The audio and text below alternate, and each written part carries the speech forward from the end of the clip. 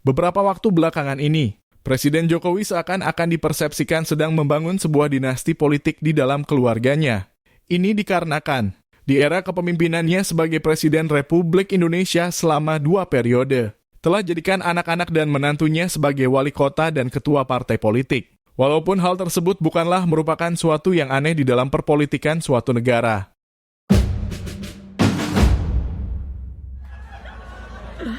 Tapi dengan Projo datang mendeklarasikan Prabowo ke rumah Kartanegara gitu ya mungkin itu juga arahan dari Pak Jokowi, karena Pak Jokowi nampaknya memang beberapa kesempatan terakhir itu tidak mampu untuk menghalang keinginan atau ambisi anaknya Gibran Rakebuming Raka yang ingin menjadi cawapres gitu. Makanya kemudian di MK atau Mahkamah Keluarga itu sampai sekarang kan kemudian terjadi perdebatan dan katanya besok akan diputuskan. Muhammad Qodari ketika berbicara di podcast Zulfan Lindan, berbeda pandangan, dia menyentil beberapa orang yang berpendapat bahwa Jokowi saat ini sedang memainkan dinasti politik. Secara khusus ini karena saya baca viral di grup-grupnya, Denny Siregar dia menyerang Pak Jokowi, dinasti politik, dia bilang begitu. Tapi contoh-contoh yang dipakai menurut saya sebetulnya banyak bisa kita kritik. Pertama misalnya dia membuka... Nanti dulu, Denny Siregar sekarang nyerang Pak Jokowi? Iya. Iya, menyerang Pak Jokowi. Dulu kan pembela Pak Jokowi kan? Betul. Dia mengatakan dukungan makin melemah, dia bilang begitu. Jadi dia bilang, dia membuka ceritanya dengan cerita tentang Pak Harto, lalu anaknya terlibat dalam judi, lalu dibereskan oleh LB Murdani, begitu.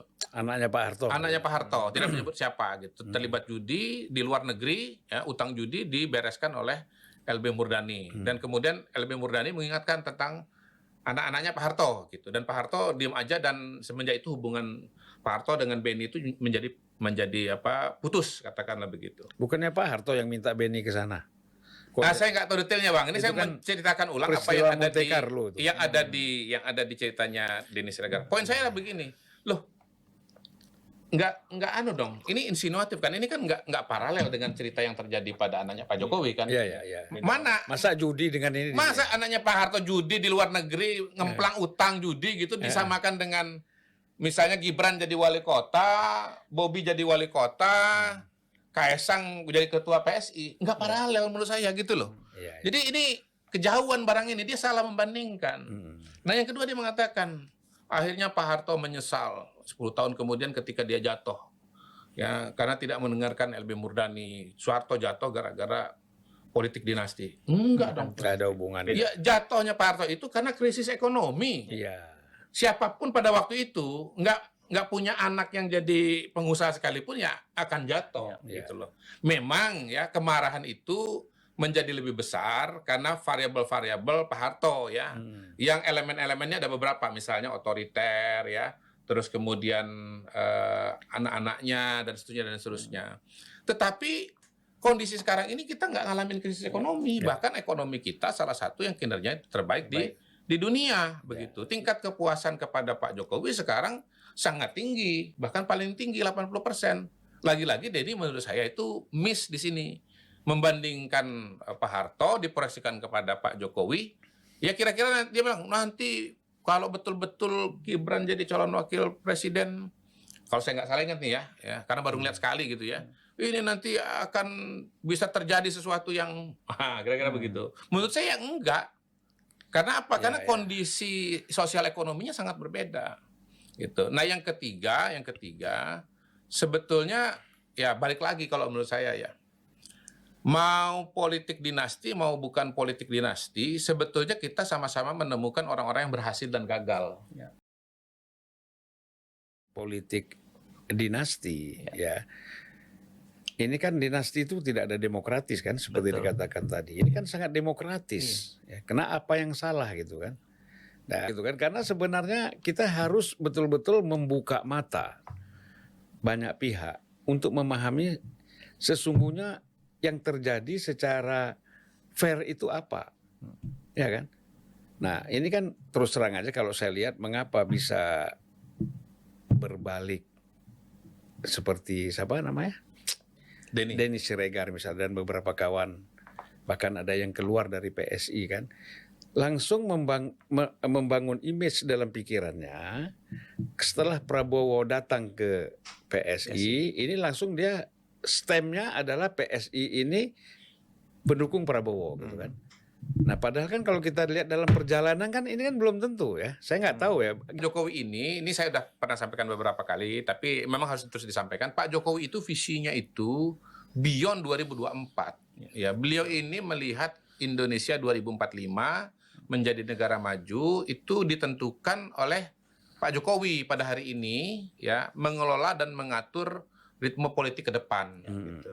Kalau sampai ya hulu dan hilirnya ini nggak dikawal, maka barang ini bisa meleset jauh kemana-mana gitu. Dan cita-cita Indonesia negara maju itu akan gagal gitu loh. Jadi ya semua yang dilakukan oleh Pak Jokowi adalah upaya untuk memastikan agar 2045 ini bisa dilaksanakan. Nah, realitanya kebijakan publik, rencana pembangunan itu semuanya memerlukan tangan legislatif, tangan eksekutif, begitu, Bang. Nah, tangan legislatif dan tangan eksekutif ini menurut saya yang ya dirancang oleh Pak Jokowi pada hari ini agar bisa merealisasikan apa yang akan terlaksana pada tahun 2045. Saya kira beliau belajar lah dari pengalaman-pengalaman negara lain, negara-negara besar, negara-negara tetangga, begitu.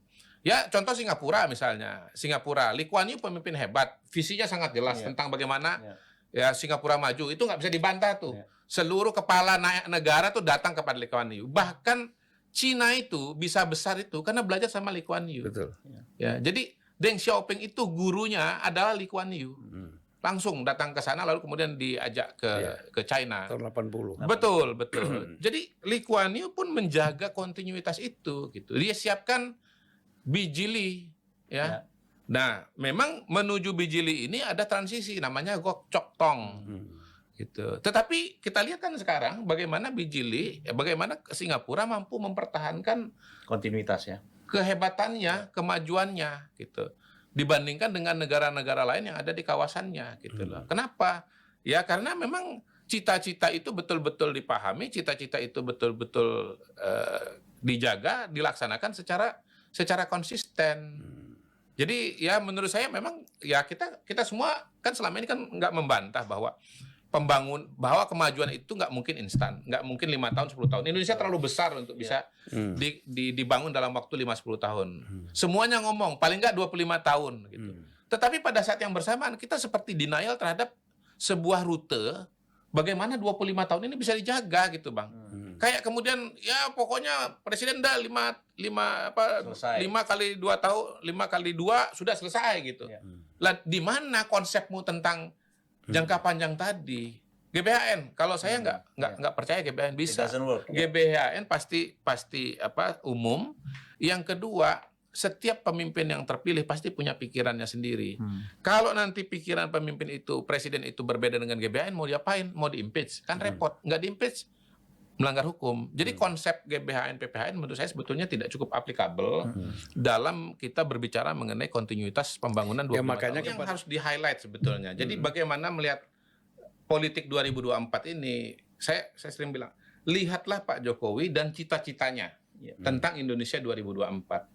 Tentang formula dan rute menuju negara Indonesia maju itu. 2045 itu. 2045 itu. Nah, itulah yang kemudian menjadi dasar kita menganalisa dan membaca semua pergerakan politik yang terjadi pada hari ini. Ya, oke. Titip.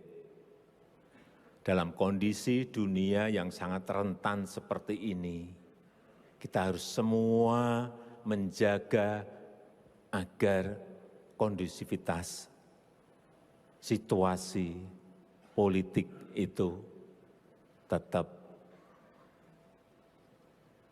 adem kalau bisa, kalau nggak bisa paling banter ya anget tapi jangan panas.